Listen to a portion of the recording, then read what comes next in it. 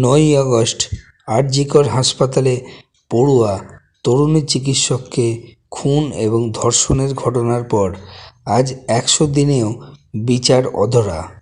এরই প্রতিবাদে জুনিয়র ডাক্তারেরা আবারও আজ পথে নামেন 100 মোমবাতি জ্বালিয়ে। তাদের কণ্ঠে একটাই ভাষা ছিল, উই ওয়ান্ট জাস্টিস। যত দ্রুত সম্ভব অভয়াকে বিচার পাওয়াতে হবে।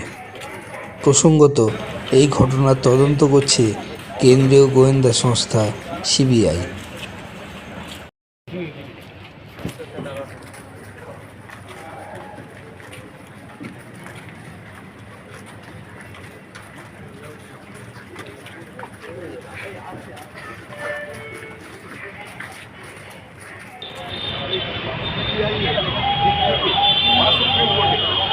পর্যবেক্ষণ সঠিকভাবে হবে অথবা এখানে ট্রায়াল শুরু হয়ে গেছে।